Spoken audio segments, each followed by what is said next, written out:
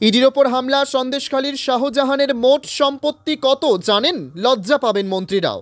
এখন সংবাদ শিরোনামে সন্দেশখালী ও তৃণমূল নেতা শাহজাহান শেখ। শুক্রবার সন্দেশখালীতে অভিযানের সময় এনফোর্সমেন্ট ডিরেক্টরেটের আধিকারিকদের ওপর হামলার ঘটনাকে ঘিরে রাজ্য জুড়ে ব্যাপক শোরগোল পড়ে গিয়েছে। তবে এই ঘটনায় এখন সবথেকে বেশি দৃষ্টি আকর্ষণ করেছেন শাসক দলের নেতা শাহজাহান শেখ। এই নেতাকে ইডির আধিকারিকদের ওপর হামলার মূল পরিকল্পনাকারী বলে অভিযোগ করা হয়েছে।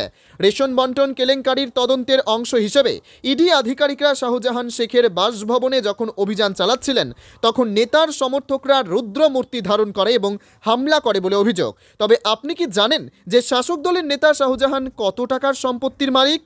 জানলে আপনার চোখ রীতিমতো ছানা বড়া হয়ে যাবে। কত টাকার সম্পত্তি রয়েছে শাহজাহানের? ভাই নামে পরিচিত 42 বছর বয়সী শাহজাহানের শেখ, যিনি বাংলাদেশ সীমান্তের কাছে উত্তর 24 পরগনার সন্দেশখালী ব্লকের মৎস্য চাষের মাধ্যমে হাতে খড়ি হয়েছিল।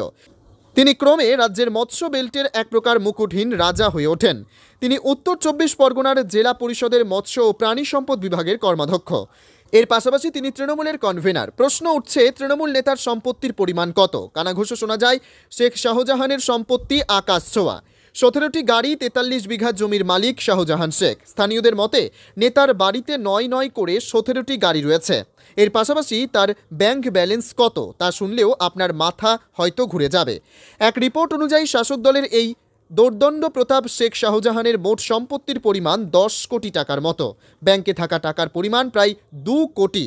সঠিকভাবে বলতে গেলে নেতার কাছে এখন সব মিলিয়ে 1,92,12,000 টাকা রয়েছে। এছাড়া 2,39,00,000 টাকার সোনার গয়না রয়েছে শাহজাহানের কাছে। এছাড়া তিনি 43 বিঘা জমির মালিক। এই জমিগুলির মূল্য প্রায় 4 কোটি টাকার কাছাকাছি। সরবেরিয়া গ্রামে তার যে বাড়ি রয়েছে সেই বাড়ির মূল্য 1,50,00,000 টাকা।